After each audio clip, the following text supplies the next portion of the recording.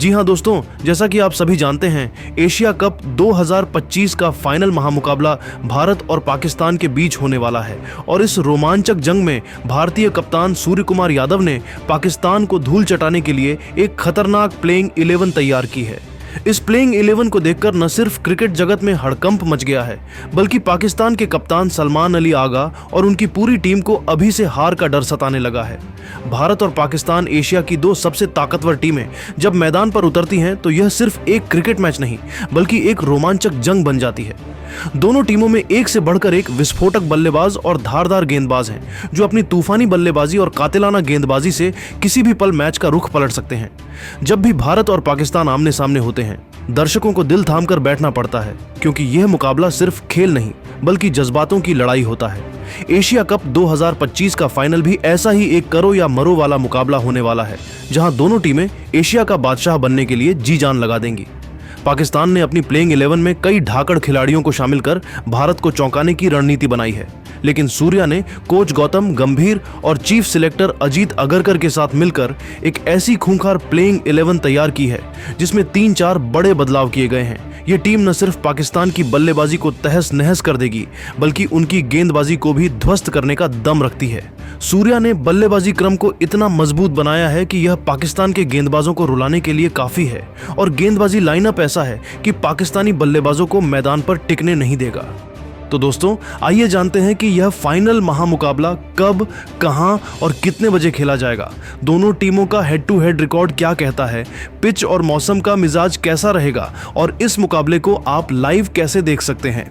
साथ ही हम आपको बताएंगे कि सूर्या ने अपनी प्लेइंग 11 में किन किन धुरंधरों को शामिल किया है।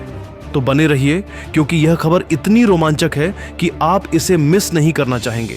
आपका मानना है कि इस बार एशिया कप का खिताब कौन सी टीम अपने नाम करेगी? अपनी राय हमें कमेंट में जरूर बताएं। यह फाइनल महामुकाबला 28 सितंबर 2025 को दुबई इंटरनेशनल स्टेडियम में रात 8 बजे से शुरू होगा। दोनों टीमों के हेड टू हेड रिकॉर्ड की बात करें तो अब तक 16 मुकाबले खेले गए हैं, जिनमें भारत ने 10 में जीत हासिल की है, जबकि पाकिस्तान सिर्फ 6 बार ही बाजी मार पाया है। दुबई की पिच हमेशा से एशिया कप जैसे बड़े टूर्नामेंट्स में चर्चा का विषय रही है, और भारत पाकिस्तान जैसे हाई वोल्टेज मुकाबले में इसका रोल और भी अहम हो जाता है। यह पिच संतुलित मानी जाती है, जहां बल्लेबाज और गेंदबाज दोनों को बराबर मौका मिलता है।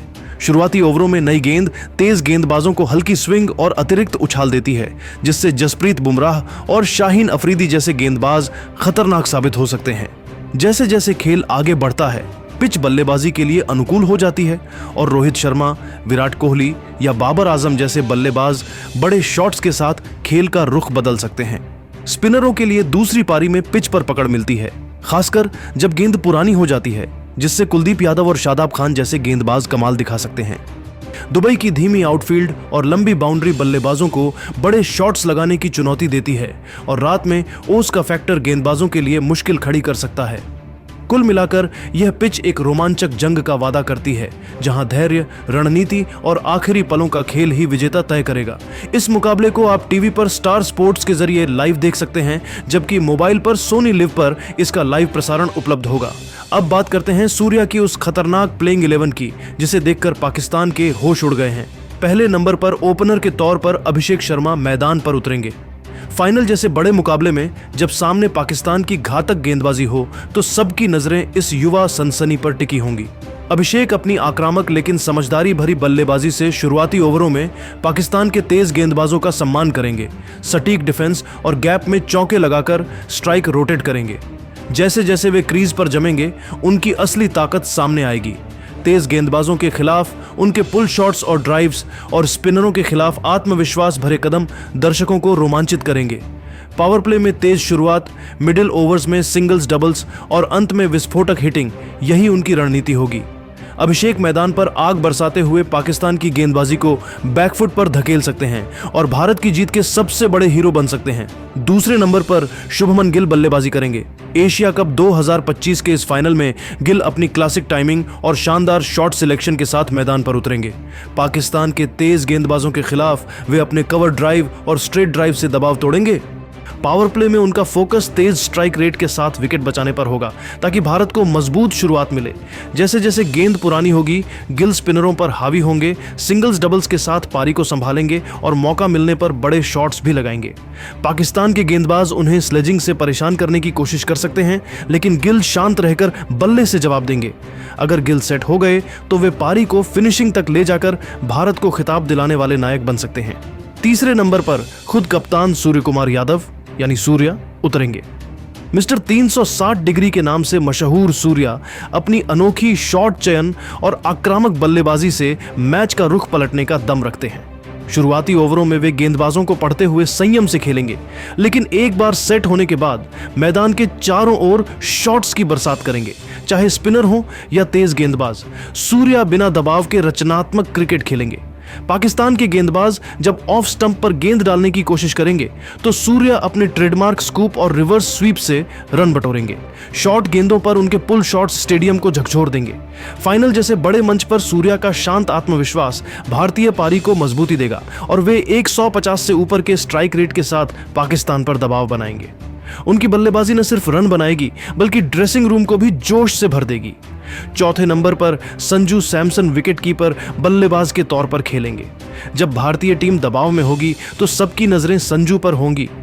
अपनी क्लासिक टाइमिंग और आक्रामक स्ट्रोक प्ले के लिए मशहूर संजू शुरुआती झटकों के बाद क्रीज पर जमकर साझेदारी बनाएंगे। स्पिनरों के खिलाफ उनका फुटवर्क और हवाई शॉट्स पाकिस्तान के लिए सिरदर्द बनेंगे।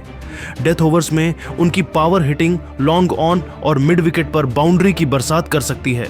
धैर्य और अचानक गियर शिफ्ट करने की उनकी खूबी उन्हें इस मुकाबले का साइलेंट हीरो बना सकती है। संजू सैमसन ने पिछले मुकाबले में श्रीलंका के खिलाफ तूफानी बल्लेबाजी करते हुए 39 रनों की जबरदस्त पारी खेलकर यह बता दिया था कि उनसे बेहतर विकेटकीपर बल्लेबाज वर्तमान में पूरे क्रिकेट जगत में T20 फॉर्मेट में दूसरा कोई नहीं है। 5वें नंबर पर युवा बल्लेबाज तिलक वर्मा आपको खेलते हुए दिखाई देने वाले हैं। यह युवा बल्लेबाज अपने शांत स्वभाव और जुझारू बल्लेबाजी से भारत को मजबूती देंगे। शुरुआत में वे पिच को समझते हुए स्ट्राइक रोटेट करेंगे और साझेदारी पर ध्यान देंगे। जैसे जैसे उनकी टाइमिंग सेट होगी, उनके कवर ड्राइव और इनसाइड आउट शॉट्स दर्शकों का दिल जीत लेंगे। पाकिस्तान के तेज गेंदबाजों के बाउंसर और यॉर्कर को वे अपनी कलाई के जादू से जवाब देंगे।